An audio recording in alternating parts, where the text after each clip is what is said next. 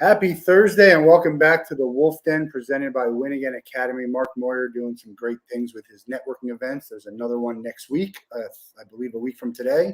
Check out winagainacademy.com for more details. I'm Matt Wolff, founder and CEO of Ticket Time Machine. Today we welcome Steph Mirsky to the Wolff Den. How's everything going today? Man, it's good, Can't complain. I'm in sunny California, so the living's easy. Yeah, I said this yesterday when I said can't complain. My grandma used to say, you can complain, but nobody's going to care or listen anyway. Yeah. I feel like my grandmother would have said something very similar. Yeah, we'll do that anyway. So for those who don't know who you are, give a quick introduction and then we'll get into everything. Yeah, so I'm Steph Mirsky. I'm the co-founder of Crooked Youth, which is basically a studio or agency that specializes in Shopify builds and e-commerce automation. So, apps, email marketing automation, anything related to e-commerce.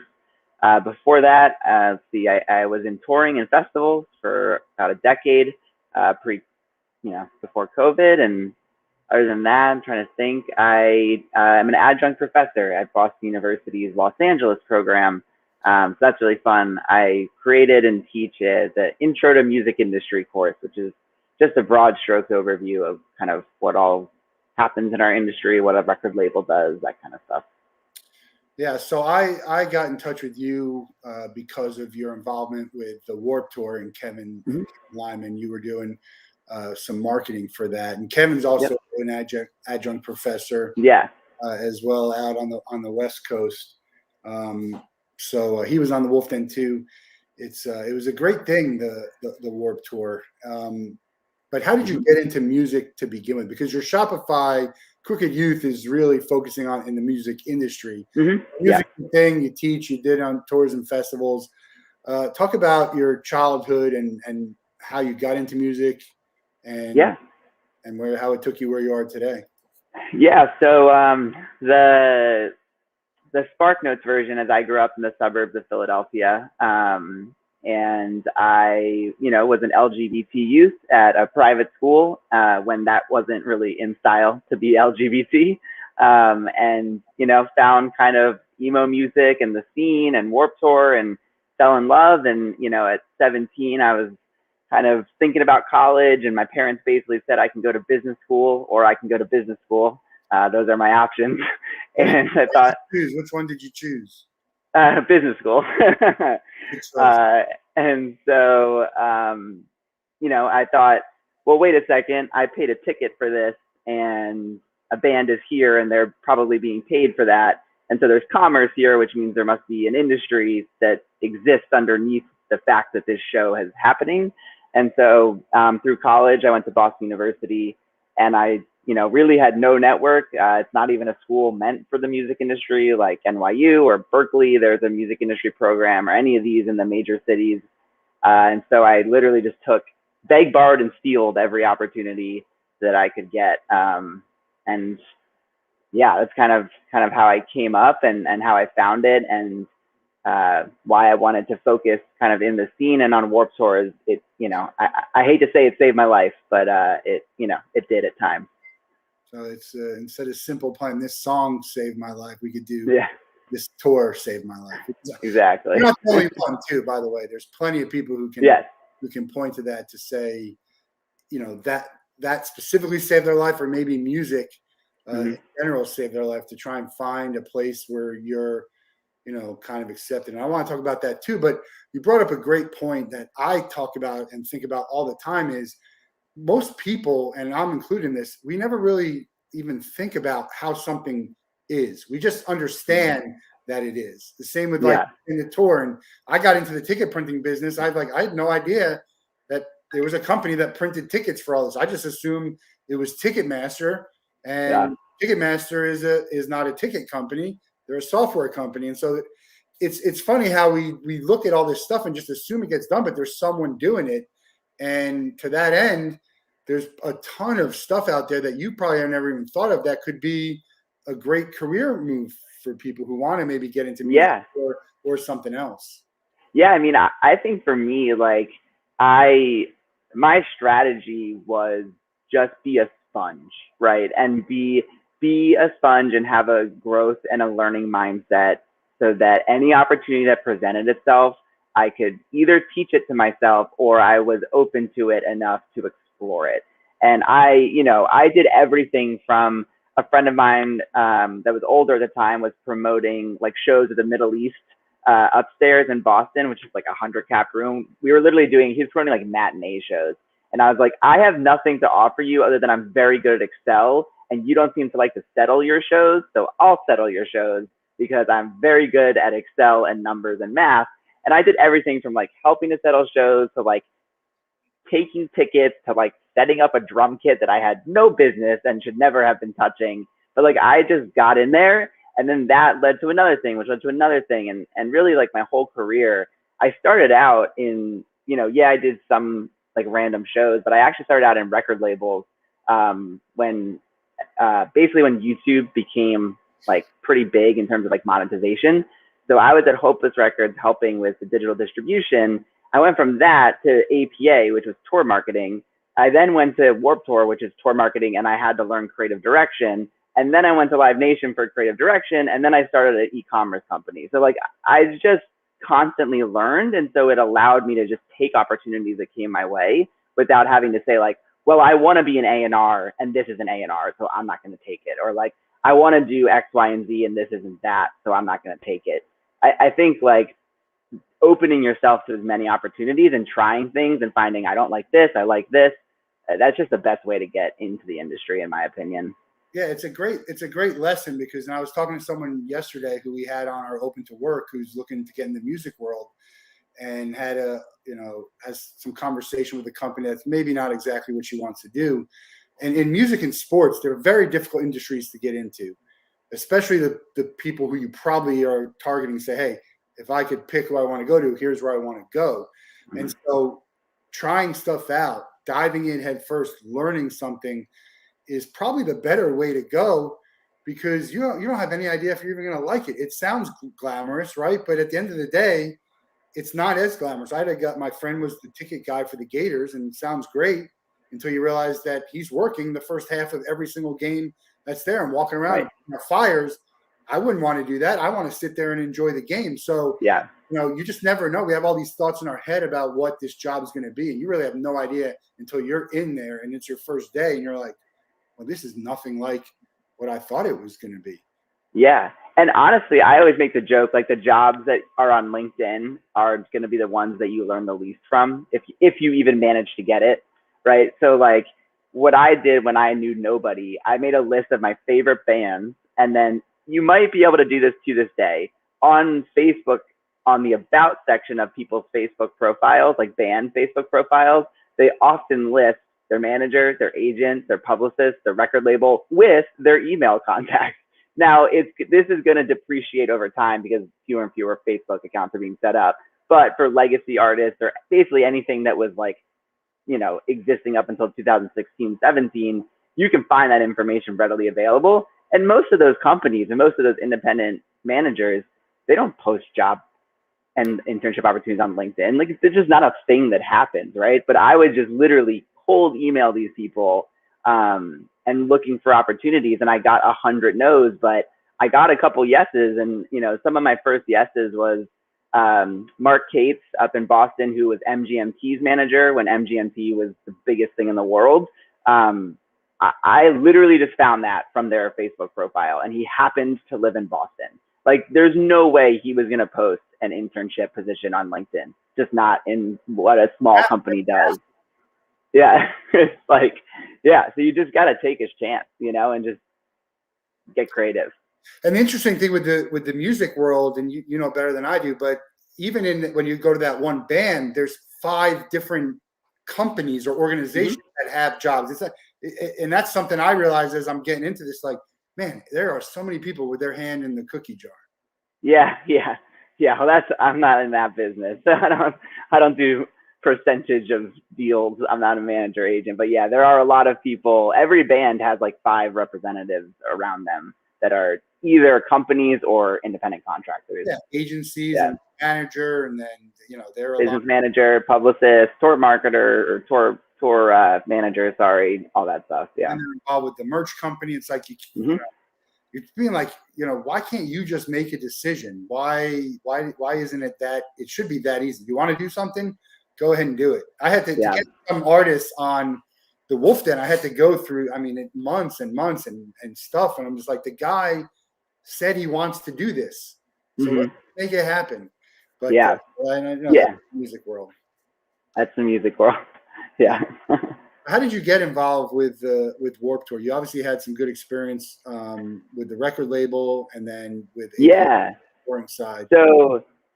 So my first stint on Warped Tour was 2011. I was interning for Hopeless Records at the time before I worked for them full time. And at the end of my internship, I was like, I really want to go on Warped Tour, and it seems like you guys haven't maybe found your full team for the summer. Usually labels will send 1 or 2 reps out to work their little label tent, and I was like, you can pay me pennies on the dollar. I just really want to do this thing. And so, they were like, you know what? It's in the budget. If you're valuable out there, let's do it. I had never been on tour before. This is again, I just took a shot. I was like, you could say no to this crazy idea I have, but you could also say yes. And so they sent me out there. And so I did my first tour, set up merch every day for the label, sold it, settled it, all that stuff. And then that's how I did my first run. And through that, I wasn't close to the production office. I was just a kid in a tent. So I rarely saw the production office, but I learned that they actually are keeping tabs and eyes on people. You realize later on in life that they were actually watching the people out there. And they kind of saw that I kept my head down. I did good work, didn't cause any trouble out there. And so as I started to progress through my career and went to be full-time at Hopeless, then went over to APA when I was looking to make the move, and I heard that they might be having a job opening. When I went to email them, the production people, I kind of reminded them hey, this is who I am. I was out in 2011 on this tent, blah, blah, blah, blah. Here's my resume. And they were just oh, actually, we of course remember you. We would love to speak with you.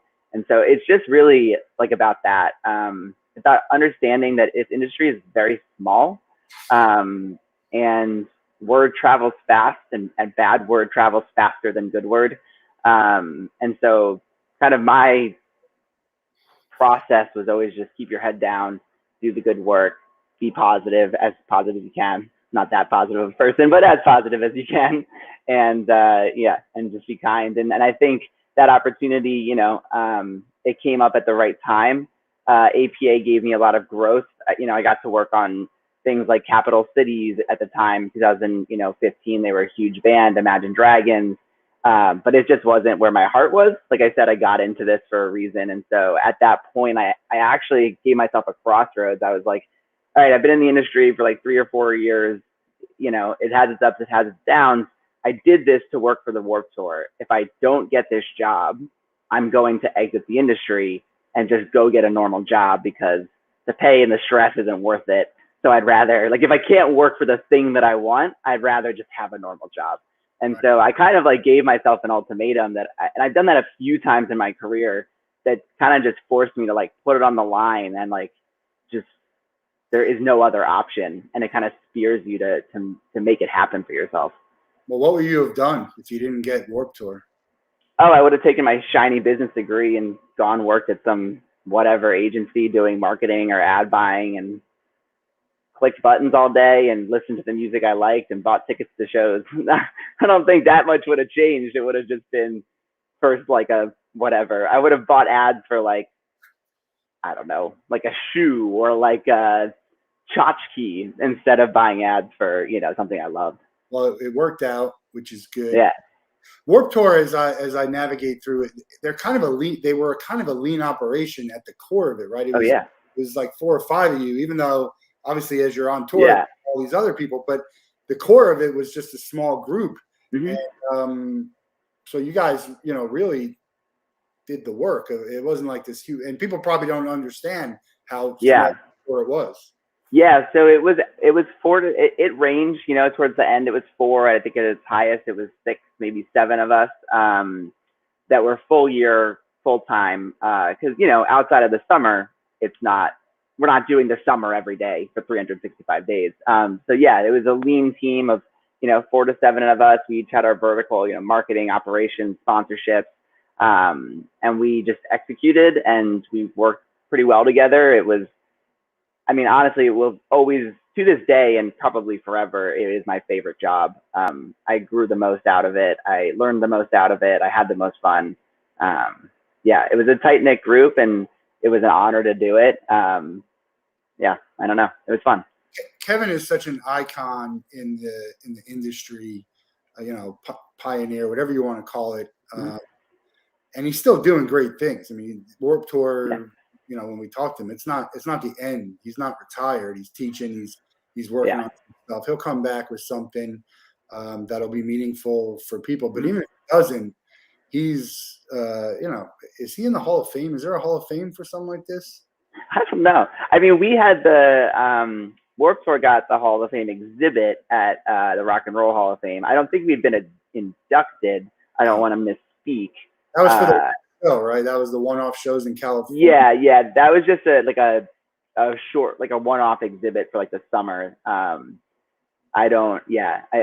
can't confirm. I feel like we haven't been officially inducted like forever into perpetuity, but I could don't misquote or don't quote me on that. But yeah, no, I mean Kevin will always be a mentor to anyone who wants to ask the question. I'm so happy that he is an adjunct professor. I think honestly, higher education needs more people like him that understand that it's not about a grade and the information you read from a book, that they understand that it's about real world experience, and it's about learning from failing and learning and making decisions and living with your decisions and iterating on your decisions. That's most of business. And it's not about like, well, I regurgitated the thing I was supposed to regurgitate and therefore I get the grade or I get the paycheck. Yeah. And I think higher education needs to be more of that, less of the statistics, accounting, and architectural history, and whatever all the classes I didn't do well in. But I think it's great to be able to go to college. And I mean, if I could have learned about, we did PR and marketing and everything. It was very surface level stuff, but to get into it for someone who wants to be in that industry, and even the class you're doing has got to be very educational for these people. And you probably just get you weed out some people too, to be like, look, I thought it was going to be this. I'm figuring this might not be for me. Yeah, I mean, I get a mix. So my program is not like Kevin's program. I believe is a music business degree. My program they go to Boston University in Boston for their business degree, and then they come to LA for a semester to have this immersive experience in media, entertainment, etc. So we give a pretty broad stroke overview, but I mean, honestly, it's incredibly helpful because when I was coming up in my early 20s, I would, when I went to APA, mailroom kids, and there's nothing wrong with mailroom kids, plenty of people start in the mailroom, assistants, whatever, they didn't necessarily even know what a record label did, what a manager technically does, what right? I mean, you just did the mail. Right, which is no, it's not about that. It's they just didn't have the language, right? Or even the assistants, an agency assistant, they have to learn on the fly, what a radius clause is, what a versus deal is, what a flat guarantee. You have to learn that on the fly. But if you could just get a single class in college, if you're interested in the music industry, that gives you that broad strokes overview or gives you a knowledge of that language, it's much easier in your first job to just understand what the hell is going on, right? You hear people talking and at least you have the language to understand what's happening. You don't have to go figure out what that language is. I always bring everything back to movies. It reminds me of Catch Me If You Can with Leo. Yeah. And he was like, do you concur? And just, all right, if you use it, people are just going to assume you know what the hell you're talking about. Right. Which is great.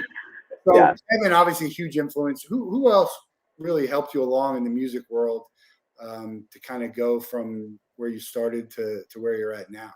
Yeah, I mean, so Eric Tobin from Hopeless Records was actually the officiant at my wedding, and he was my first boss, like full-time job boss, and just one of the best. Gave me autonomy in my job, had me understand the overarching goals and the systems he wanted to build, and the way he worked best, and then just truly gave me autonomy to do what I needed to do, and to work with him, which is very, very rare in this industry.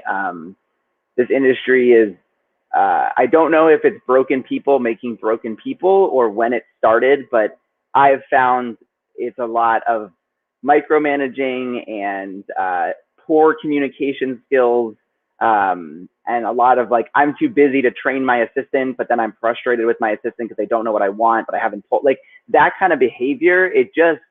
It hurts people like when they're young, and it trains them incorrectly, and then they go and pass it on as they get older because they just think either that that's how it's supposed to be and that's normal, or like, well, that was done to me, so I'm going to do it to someone else.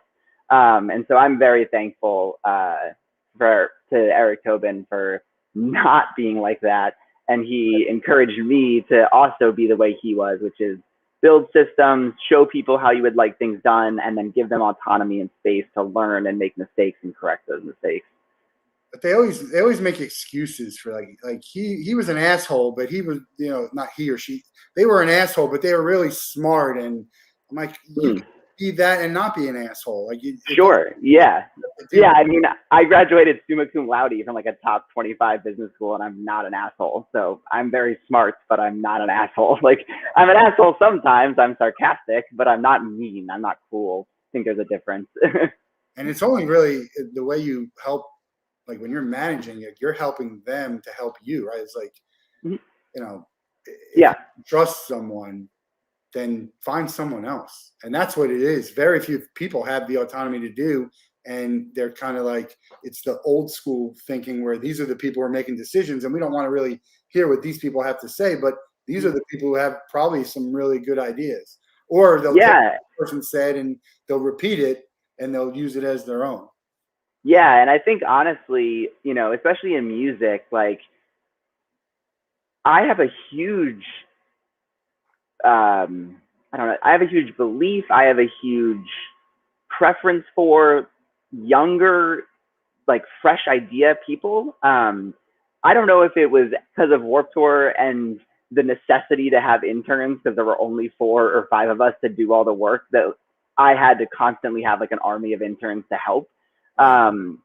Or if it's just because as someone who likes that learning growth mindset, like the music industry changes so fast, especially with marketing, especially with consumer habits, that there's just no way. I'm only 32 and I'm like, I hate TikTok. I never want to open TikTok. Like but I need to understand it, and I need to know its value, and I need to know what we can do with it. And the only way to achieve that, if I'm not going to engage with it, is to have younger people that are part of that culture and that are willing to be around you and are willing to voice their opinion. And the only way to get someone to voice their opinion is to ask it or create the environment in which they do that freely. Yeah. And so that's the hard part. That's the whole thing. The environment where people will do it freely is very difficult, especially in today's day and age. And that's what I think we need more of. And I hope, you with a young company, which we're going to talk about in a second, and me, we have the ability to really craft the environment that we want. So equality and inclusion and, openness, and for us in the same, I'm a same here CEO, to have the ability for people to just share, no judgments, and stuff like that. So it's good. Let's talk about your company. Sure. You started it. It was a COVID company, right? I mean, it was a COVID company. You're going to eventually do something like this anyway. Maybe. It's been on my list of things I think are needed for like 5 years. Okay. But yeah, so basically I joined Warped Tour ended in 2019 in August. I took 3 months to package it all up for Kevin, get the archives ready to go. And then I moved on to Live Nation. I was at Live Nation for 7 whole weeks before COVID hit. I was like, wow, great. Okay. I came home, told my wife, I was like, we now have to save every penny. There's no way I'm surviving this. It's just not possible. We'll see. I might make it a month. I might make it 8 months. We have no idea what's going to happen with this thing. So I made it about 8 months. And as it kept going, I just kind of really took stock of my life. And this was another one of those crossroads. I said, okay, I'm 32. I just got married. My wife wants to have a kid. I live in LA. That is not cheap. Like, what? I have no work-life balance. I've never had a work-life balance. What does this mean for me? And it was another one of those crossroads where I was like, if I get furloughed, I'm never going back. I'm going to pursue an MBA and I'm going to get out of the music industry because I don't know what else to do, right? Like, and so that was kind of my decision. And I'm doing that. I'm not necessarily exiting music, but I am pursuing an MBA just for myself. I want to learn. I want to, become a good leader, et cetera. But the company started because I was like, well, I need money. And so I reconnected with a friend that was building Shopify stores and was like, look, we both believe, and we've had this belief for 5 years now, that the music industry's e-commerce stack is broken, right? It's either sitting on legacy tech like a Magento or a NetSuite or something, which is fine, but it's not going to keep up with, the new mobile first environment we live in. Bands are leaving money on the table. They're not doing abandoned cart recovery. They're not doing more powerful automated email flows. They're not doing, paid social ads for evergreen retargeting. They're not doing cross-selling. They're not doing a million things. And it's no one's fault. It's not the manager's fault. It's not the band's fault. It's not even the merch company's fault because merch companies function on a cost of goods and like profit margin markup. They don't function on driving top level revenue necessarily. That's not really their bread and butter. Their bread and butter is production, fulfillment, profit margin, et cetera. And so we were like, all right, let's just do it. We know it's a problem. We just have to convince people it's a problem and show them it's a problem, and let's just do this thing. And so we kind of just went on that journey together. Essentially what we do is he's an insane creative director and designer, and he does all the front end development to make the store look, super slick. And then I worry about project management and marketing. So email marketing, talked about cross-selling, all that kind of stuff, all the apps that get integrated. I kind of worry about the strategy behind all of that. And it's been a ton of fun. We've done a lot of cool projects early on. We got to do the Death Row Records site, just like in the spring. I think they finally had their own direct to consumer store. They had always just licensed Death Row as a brand. So we got to build their first C2C.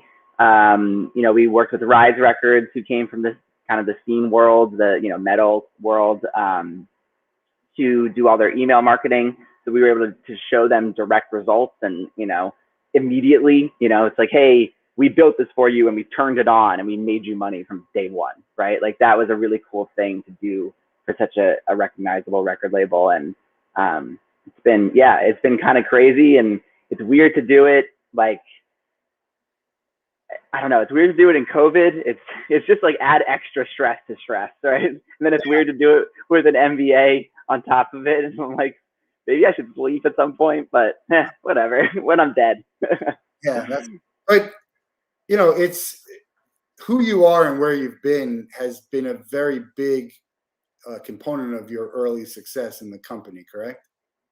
Yeah. I mean, we focus in music, and so I've always had people say, you should start a company.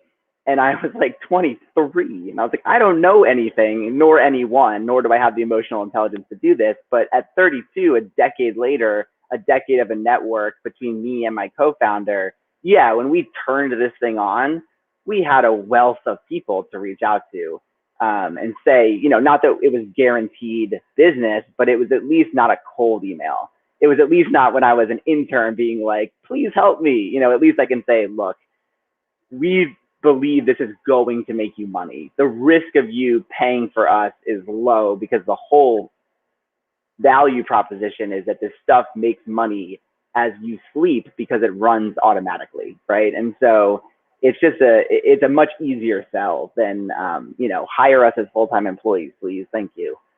Yeah, or consulting for something, it's different. It's revenue generating, which is always talk about, like when you see who's getting let go first, it's not the people who are generating revenue. Right. Yes. Yeah. So we try to make sure that it's revenue generating, even if it's just designing the site. What we can do with good design, with clear content hierarchy, you can increase your conversion rates because it's more easy for someone to navigate the site. Even something like that, where it's not directly like, we did this and we made you this amount of money. We can say, you know, since we put the new site together, your conversion rate increased, whatever, a fraction of a percent. But if you add that up ongoing into perpetuity, it's like investing, right? It's like if you invest $100 a month, it's not a lot, but by God, over 30 years, it will be a lot when you're done. It'll be good. You know, being an entrepreneur, I was in my 40s when I started my company, and it kind of sounds like similar to with you, is like if I would have tried it 10 years earlier, it probably would have been a huge failure for me. Yeah, I mean, it between technology and network and just like we both talked about, that emotional intelligence, you know, there's kind of a sweet spot for starting a company. And I think, you know, I mean, let me rephrase this.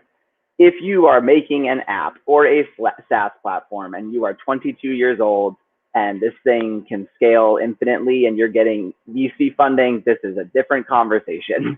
But if you are starting a service or a product-based company, it is infinitely easier to do it when you, one, have a network that can support you in that journey, and two, that you have the emotional intelligence to ride the roller coaster that is an up and down of a big contract comes and then there's no sales or whatever, and to manage a team and just have that skill set that comes with age. But on the flip side, if fear is what really stops people from doing it, when I go on podcasts and shows and talk, and somebody asks me, hey, what advice would you give? I said, just do it. You know, I mean, just do it. Yeah. I mean, everyone, I take a more conservative approach because everyone's story is different. And I can't like say, as someone who graduated with no student loan debt, like just do it. Like it's fucking easy, man. Like finance is a huge part of it because like I'm bootstrapping this thing. Right. Same. And I'm not rich by any means, but I've saved well and spent well leading up to this, knowing so you can afford to float for a little bit. And I left my job because I was like, look, I need to focus on this full time. I can't be having conversations. But it seems like you side hustled it. So what I always say, if I have to, like, if this is a personal finance podcast about starting side hustles, I would say if you want to start a business that is not capital intensive, you don't have to buy printing machines or whatever, rent a warehouse space. If you're a service digital based business, side hustle it, keep your normal job, save up 6 months of living expenses, and make sure that your side hustle is generating maybe not the same salary, right? Because you have to benefits, all that kind of stuff, but enough to survive. Maybe you can drastically reduce costs. Can you get rid of a lease? Like, are you, pay off loan payment, car payments, like whatever you can do to drastically reduce your costs, and then take the full plunge when your side hustle has gotten to the point where you hit that tipping point and you're like, okay, I can actually do this. I had to jump way before then. I mean, I left in COVID and there was nothing, but that time, this in the last 12 to 16 months, the networking and the people who are willing to have a conversation with you has been insane, right? If it were going on, these people wouldn't have given me the time of day. And so I could, I had to go I had to take a leap of faith. And I'm still at that point where I believe that it's going to happen. And that, again, you don't want to put yourself in a terrible spot financially. That's the key to it. But short of that, I think the biggest deterrent is people just not being able to get out of their own way, giving themselves. Yeah.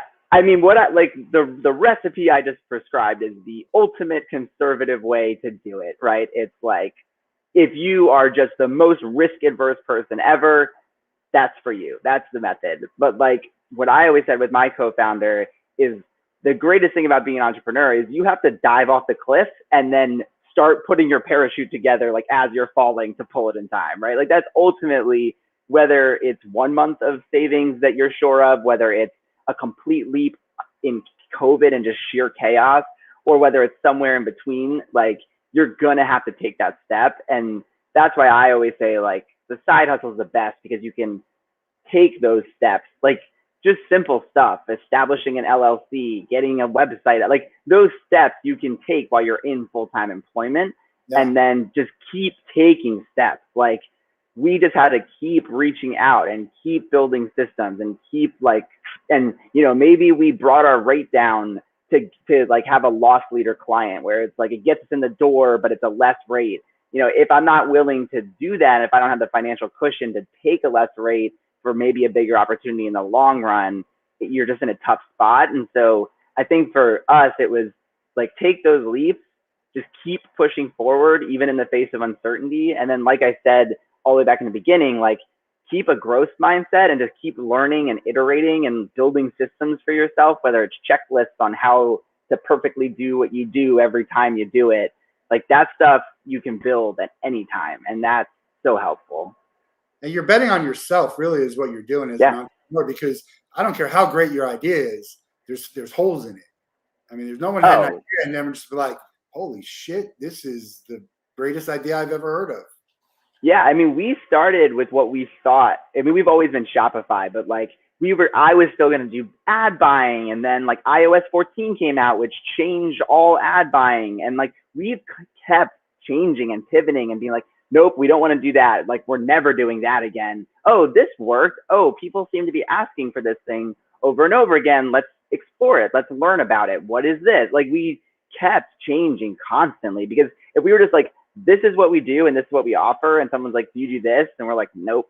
Then it's like, well, we could do it. And like, if someone doesn't want what we are offering and they're asking for something else, let's explore it. Maybe it doesn't make sense for us. Maybe it does. I think, you have to take a leap of faith, and you have to just keep iterating. Like it's like even a business is like an app, right? In layman's terms, like every app we have on our phone gets updated, right? It changes for better or for worse. Like, and it's little changes and it's big changes. That's what you do every day at a company. You make little changes, you make big changes.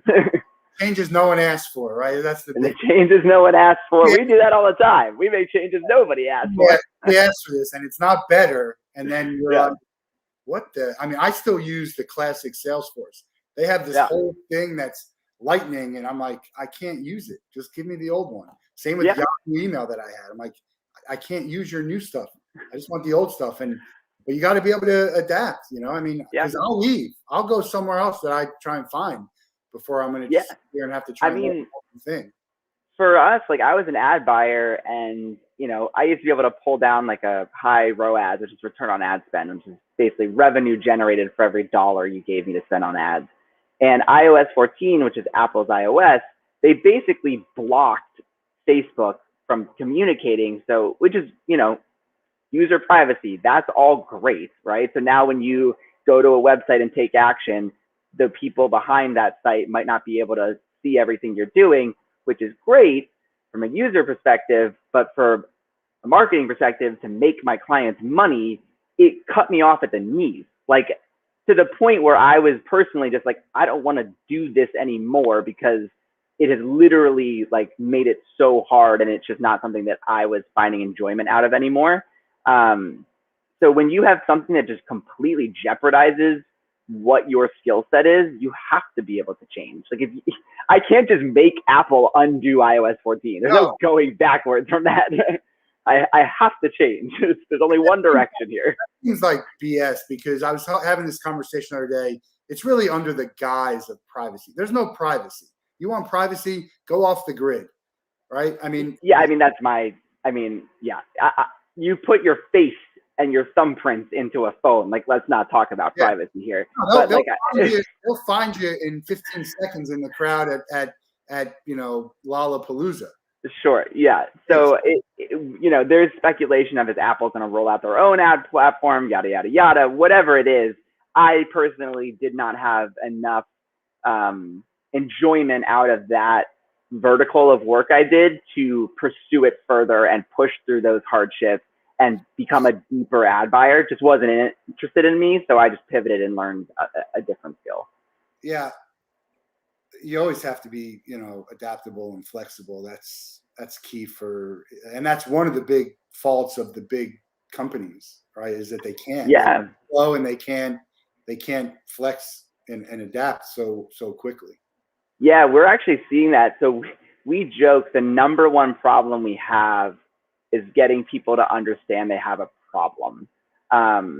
Because and sometimes good design is hard to sell people on because they're like, well, my store is fine.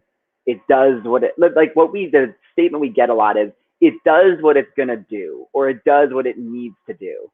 Right. And I'm like, that's also fine. But what would a 2% increase in revenue monthly look like for you? Like, you can put that into real dollars. And so the big companies have a really hard time moving that forward because they can't understand, like, I guess they can't understand deploying that across all like accounts or all stores or whatever. And, we try to say like, well, let's just test one and then we can build it as we go. Having been at a big company, there's always like the meeting about the thing to plan for the thing. And then you have to have the project manager come in that's going to figure out how to deploy it everywhere. And there's like 15 planning meetings to talk about one thing. And I'm like, well, couldn't we just do this thing? And if it fails, we don't have to do any of this other work. Like, can't we just try it like right in this little box? And if the little box doesn't work, we fix the little box and then never deal with this again. Right. Instead of trying to be like, how are we going to do it like across everything? Like, just try it. And then so much red tape, and this is how we've always done it. And we're make the decisions. It's wild. And not only do you have to explain the problem they have, you have to tell them why they should care about it. Because a lot of people they realize the problem, but they don't care about it. They say, look, it's going to take too much to try and resolve it. And then, is it enough? Like, or a big company, is $50,000 going to mean anything? Well, you laid that person off who was making $50,000. Right. Really helping you and is going to hurt your business. So it's it's tough, it's tough. It's really tough. And, the Live Nation was the largest company I ever worked for. And it was such a short time that there's very little I can say about, the workings of it.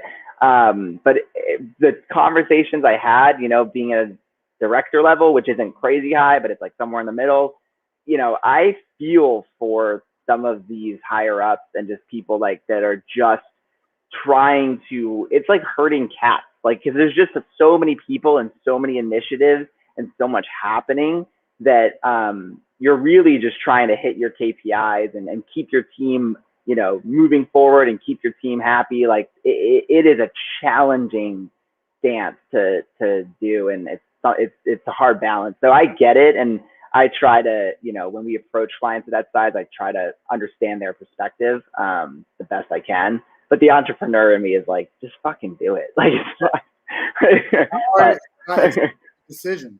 It is. Yeah, but I get it. It's tough.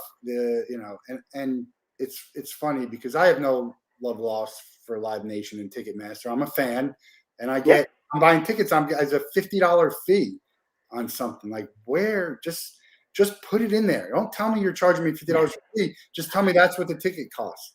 I think they did, and then they legally have to. Like, it was one way, and now it's another way. I don't know. I wasn't there at the time, it's crazy to me how someone hasn't come along and been able to, maybe take a little bit of their piece of what they have. I think they're trying to figure it out.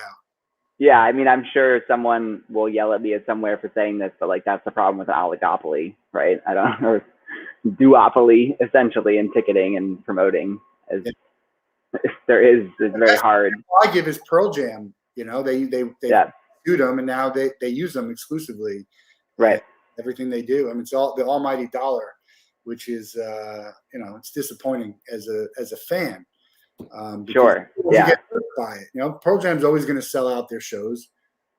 And yeah, I mean, my argument, I don't, I am both a capitalist and a DIYer. So, for me, it's always been, as long as there's a healthy, independent market of anything, as long as there are healthy, independent promoters, Mammoth in the Midwest. There's some up in, San Francisco. I don't know if Bowery's still independent, but they were in Boston and New York. Like, as long as we have healthy independent promoters and healthy independent record labels and healthy independent management companies, like as long as the independent network is there and supported and working, then there's only so much we can do. But I do at times, and during COVID, it was those independent promoters that I was most worried about, having been, with Kevin as an independent. It's, that is who my heart always goes out to, and that is who my thoughts and like concentration is always on, is just making sure that those free flowing of ideas and that commerce is happening, That makes sense. Let's talk about music. Have you Sure. been to a show? God, I haven't been to a show since COVID, I don't think. Really? No. I don't know. We don't want to get I think I'm not going to go down that rabbit hole, but I think for me personally, I kind of just said it has to be truly compelling to go. And like, I wasn't that like, I think I was like, oh, you know what? I'll go see like My Chem at Aftershock, and that, that change that My Chem is no longer playing their tour or whatever. I was, but I think for me, it was like, it either needs to be truly compelling to go, and less because of COVID and more just like, I'm tired and like, like not really trying to like blow $1,000 to like go to a festival right now. You know what I mean? Like, I think for me, it's more just a practical reason and nothing to do with COVID that I haven't gone to a show. But I am excited for things to come back and reopen. What would be compelling? What would compel you to go? Yeah, I mean, like that My Chem would be, because it's like as a middle schooler, like I've never seen them, it's like ever in my life. Honestly, like having watched Machine Gun Kelly's come up, the honor of just having seen him on like a tiny Warped Tour stage to watching him play like an arena or a stadium, like that is nothing to do with the music. It's just like, shit, like I get to watch this guy do this, and that is amazing for him, and that makes me happy. Like something like that, that's like, just, you're getting be really happy being there, and it's not just you're going to go. What's your kind of music? I love everything, but do you have something you gravitate towards? Yeah, my whole life I've oscillated between rap and like Warped Tour scene music, like just back and ping ping ping. Like it just, like certain years has been all rap, certain years have been more like, emo. I am very excited about the, like, I'm not going to call it emo rap because it has expanded and it has changed since the trifecta of emo rap of the XXX, Lil Peep, and oh my gosh, spacing out his name, Juice WRLD. It has now expanded since that, but I am excited of this crossover that's happening because of the MGKs, because of the Post Malones and Peeps and XXXs of the world, and I think, and Travis Barker's drumming on everything.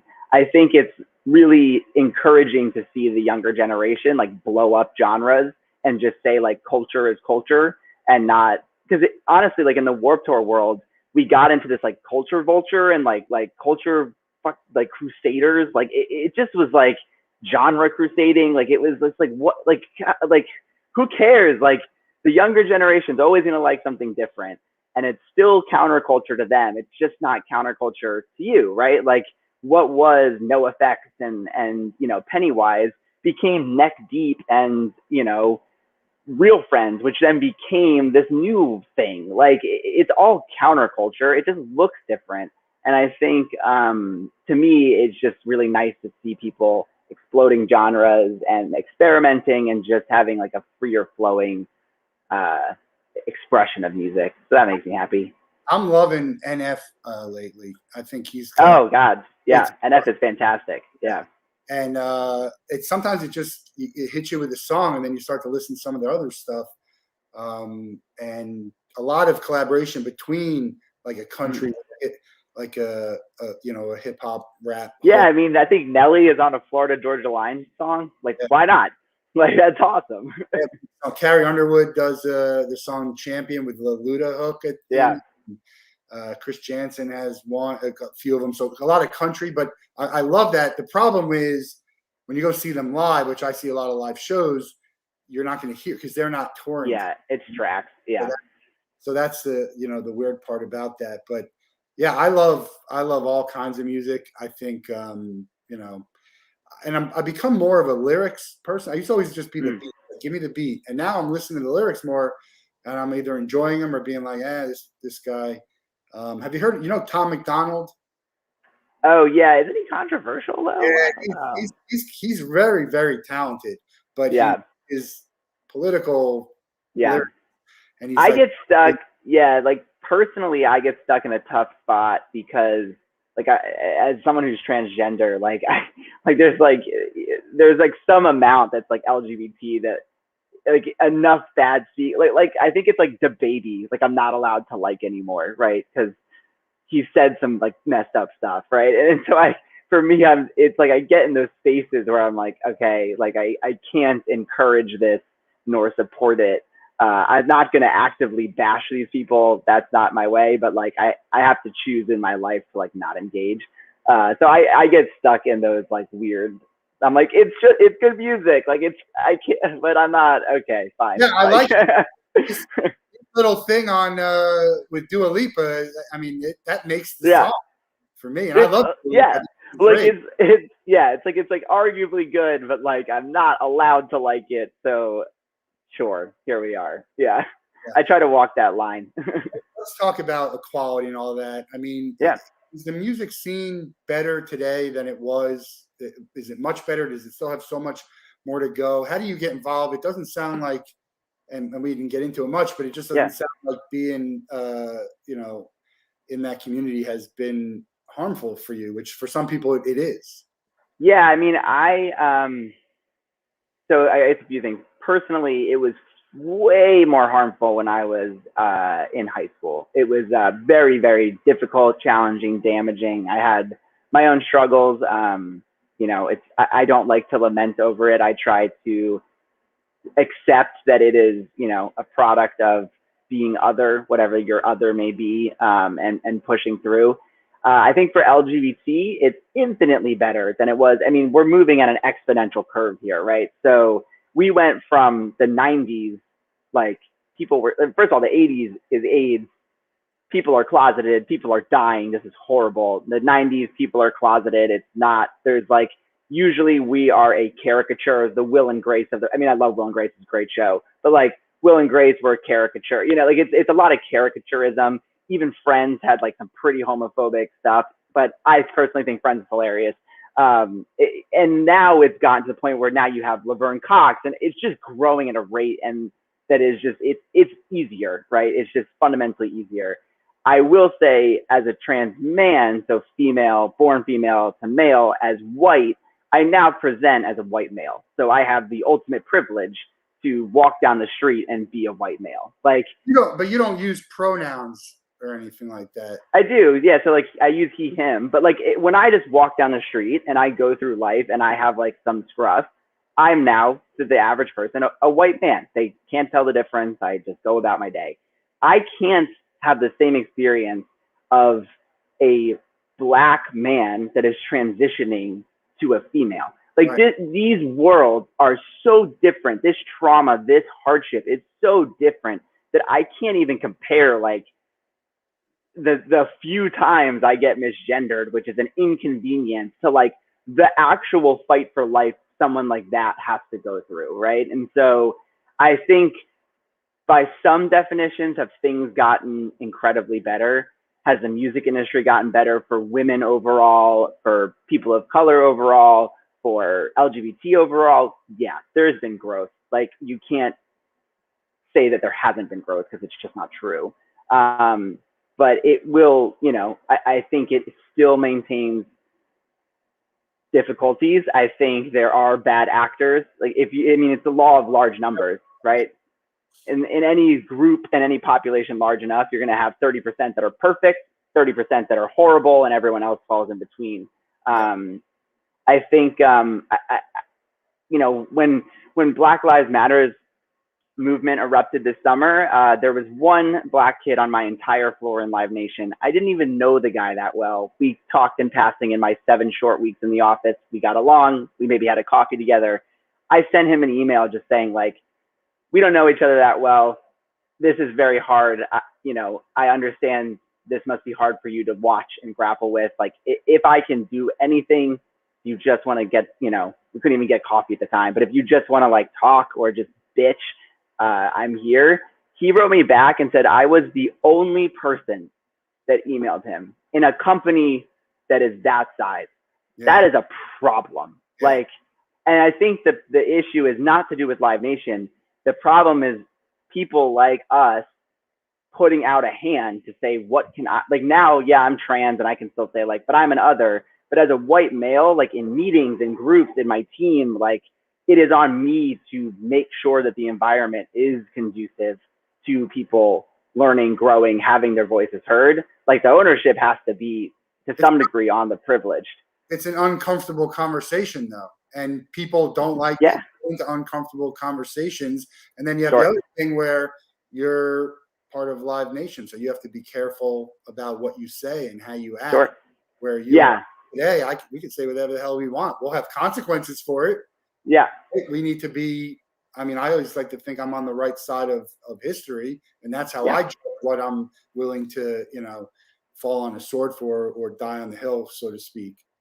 Yeah, I think ultimately everything comes down with, it is a hard conversation, and it's one, I have a brother who is wonderful and works very hard to understand these conversations and to be a great leader in the company that he's with. But we even have disagreements on, I said something once, like, it's not my job to tell you about stuff about trans people that you can Google on the internet. Like, it's not my responsibility to educate you for something that's easily Googleable, right? And so he was like, well, blah, blah, blah. And I was, so we disagreed in that, and then we came to an agreement. I think it is uncomfortable conversation, but I think the thing to remember is nobody is saying you're a bad person if you get something wrong. Like, it's just about trying. Yeah, it's like, I think if everybody could detach the emotion, I mean, it's hard, it's an emotional topic, but like, think about, we talked about learning a new skill, right? Like, think about the learning curve you go through, learning Excel for the first time, or even social media, or how to send, like, everybody remembers the first time they were an intern and how to send an email. Like, it was like painful. Like, I remember the first time I wrote an email to a manager, I was terrified. That pain goes away because it becomes normal and you get better at it and you get faster at it. And the same is with any emotional skill or any societal like understanding. The more exposure you have to an uncomfortable conversation, the more exposure you have to other people, the easier it gets, right? Like, I had to learn, it was really hard for me to correct people on my pronouns, right? It was so painful for me to be like, oh, it's actually like he, him. I felt embarrassed. I didn't want someone to feel bad. And now I'm just like, oh, just it's he, him. Like, don't worry about it. Just, next time.